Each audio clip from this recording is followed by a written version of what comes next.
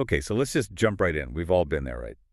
You've got a TV on one wall and your computer or cable box is way over on the other side of the room. Or the other side of the building. Exactly. And you realize that a 50-foot HDMI cable is not only super expensive and thick, but it might not even work. Right.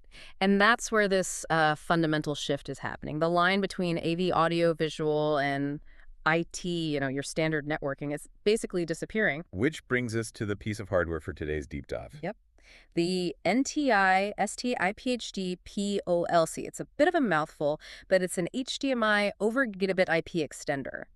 And the low-cost part of its name is really important here. It's a huge deal. Yeah. Because normally for this kind of long-distance video, you're looking at HD matrix switchers that can cost thousands. Thousands. This completely flips that on its head. It just uses the normal internet cables, the CAT5E or CT6 that are probably already in your wall. So instead of a dedicated video cable, you're just turning the video into network traffic. You're packetizing it. And the distances you can get are, well, pretty impressive. With a good CT6 cable, you can send a 1080p signal up to 394 feet. That's about 120 meters. Exactly. And that's just a direct point-to-point run. I was reading about the cascading feature, and that's where it stops feeling like a cable extender and starts feeling like an actual network. It really is. By daisy-chaining network switches, you can hop the signal from one to the next. You could, in theory, get a signal out to something like 1,575 feet. Wow. But we have to talk about the trade-off. There's always a trade-off. Okay, so what's the catch? The catch is latency. Because you're encoding and decoding the video, there's a delay. Here it's about 80 milliseconds. Which is fine for most things, right? Like digital signs, maybe watching a movie. But I wouldn't want to do any serious gaming on it. Oh, no. Definitely not for competitive gaming. That input lag would be noticeable. This is built for reliable distribution, not for, twitch reflexes. Got it. Now, can we talk about the PLLC part? Power over Ethernet. Yeah, this is a huge convenience for installers. It means the receiver unit, the little box behind the TV, doesn't need its own power adapter. If your network switch supports PoE. Right. If it does, the power just comes right through the Ethernet cable with the video signal. It makes for such a cleaner installation. No power bricks taped to the back of a monitor. Oh, lifesaver. Okay, so let's imagine a real-world setup. A sports bar, they've got, say, 20 TVs. And maybe 3 different games they want to show? With this system, you're not just doing point-to-point. You could do point-to-many. On its own little network, one transmitter can send the signal to up to 253 receivers. So you could put one game on every single screen.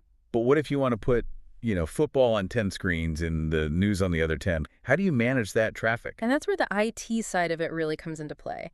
You need a managed network switch. Okay. With a managed switch, you can create something called VLANs, or virtual local area networks. Think of them like different channels. So you're basically telling the switch, hey, ports 1 through 10 are channel 1 for the football game. Exactly. And ports 11 through 20 are channel 2 for the news.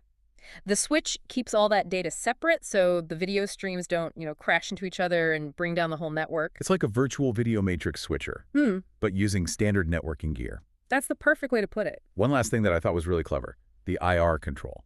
Oh, the IR pass-through. Yeah, that's crucial. Because your cable box could be in a server closet 3 floors down, right? Yeah. How do you use your remote?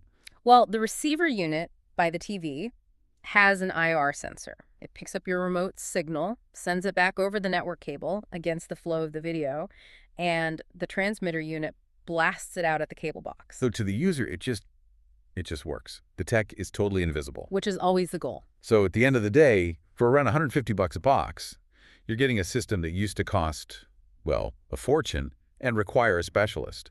It really changes who can build these massive video distribution networks.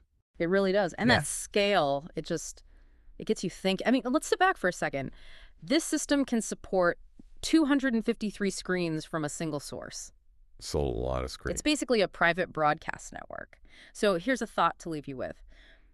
If you had the power to instantly broadcast one single message, one video, to over 250 screens at once, what would you choose to put on them? That's a great question. A lot to think about there. Thanks for joining us on this deep dive. We'll catch you on the next one.